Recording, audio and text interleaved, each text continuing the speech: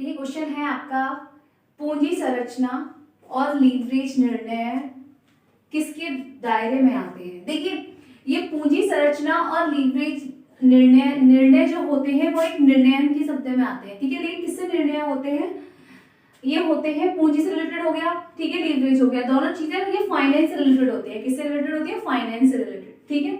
तो इसका क्या आएगा, वित्तीय निर्णय। क्या आएगा आपका, वित्तीय निर्णय,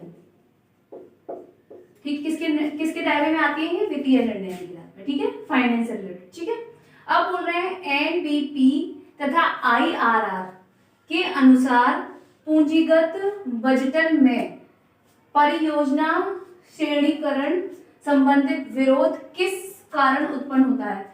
देखिए ये जो बजटन में परियोजना श्रेणीकरण विरोध है, ये तीन कारणों से क्या होता है, तीन कारणों से उत्पन्न होता है, ठीक है। पहला होता है आपका आकार विषमता से, आकार विषमता से, ठीक है। दूसरा होता है ये आकार से हो गया, ठीक है। दूसरा होता है समान की विषमता से, ठीक है, समान की विषमता से हो गया। और फिर लास्ट में होता है ये जीवन की विषमता से।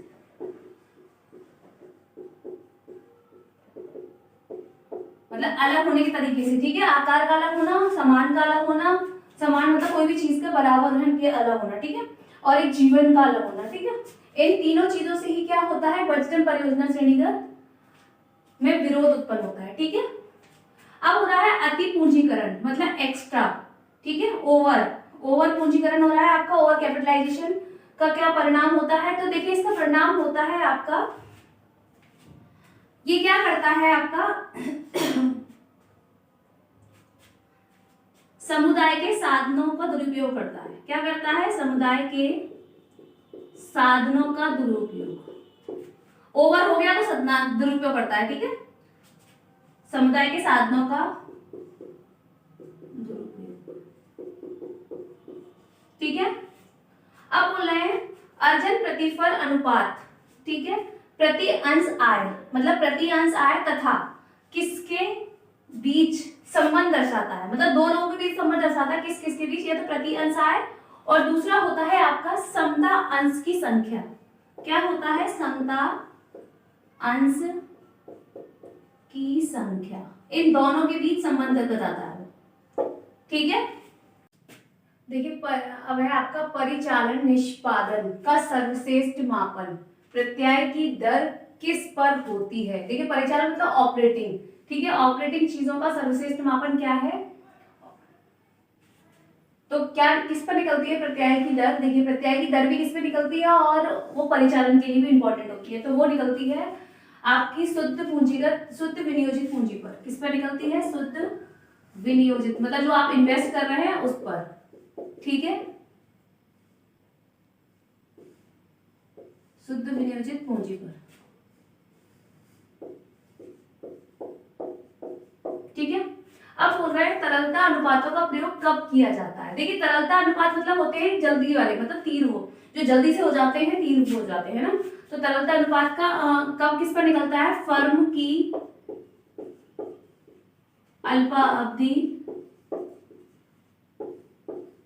दायित्वों पर, मतलब जो जल्दी से करने वाले हैं उन दायित्वों पर, ठीक है, जो अल्प टाइम के लिए, मतलब कम टाइम के लिए होते हैं उन दायित्वों पर, ठीक है। अब बोल रहे हैं निवेश का प्रत्यय अनुपात है, क्या है, देखिए क्या है, शुद्ध लाभ, मोस्टली शुद्ध लाभ पर निकलेगा, ठीक है, शुद्ध लाभ और प्रयुक्त पूंजी पर, मतलब जो पूंजी यूज की गई है वो, और शुद्ध लाभ पर, ठीक है। अगर आप इन्वेस्ट करते हैं किसी चीज पर तो किस पर निकलेगी वो, शुद्ध लाभ पर, या फिर जो पूंजी का यूज कर दिया गया है, ठीक है। अब बोल रहे हैं त्याग अनुपात का प्रयोग कब होता है।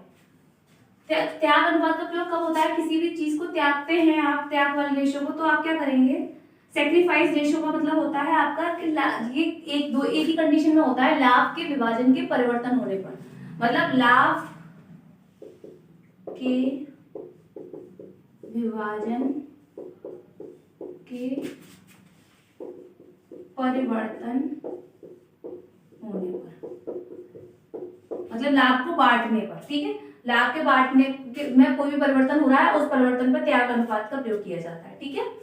अब बोल रहे हैं देनदारों का संग्रह पर, मतलब देनदारों का संग्रह पर क्या होता है, क्या होता है देनदारों के संग्रह पर। देखिए देनदारों के संग्रह पर ये होता है, जब आप डेटर्स का कलेक्शन करते हैं तो क्या होता है, चालू अनुपात बढ़ जाता है। क्या हो जाता है, चालू मतलब करंट रेशियो बढ़ जाता है, ठीक है, चालू अनुपात बढ़ता है, ठीक है।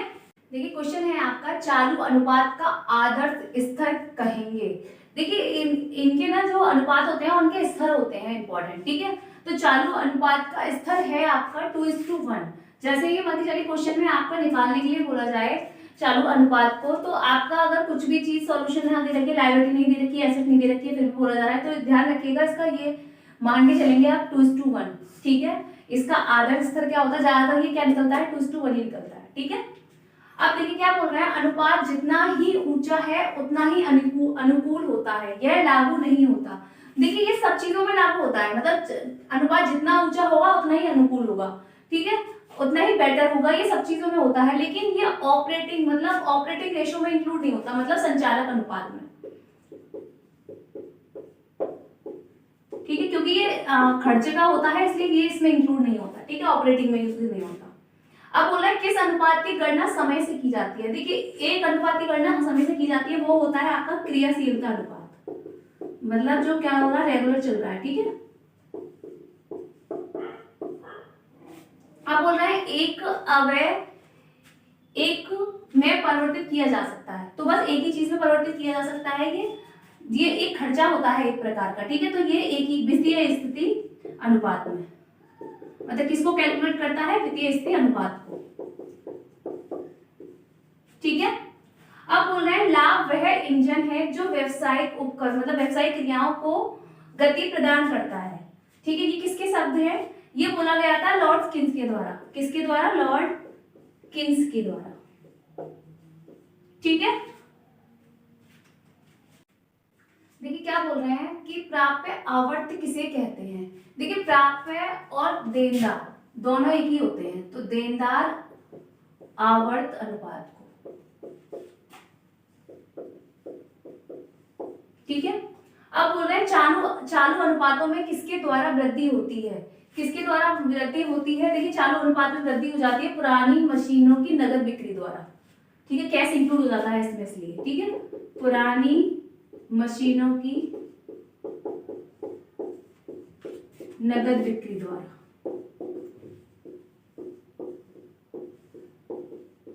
ठीक है।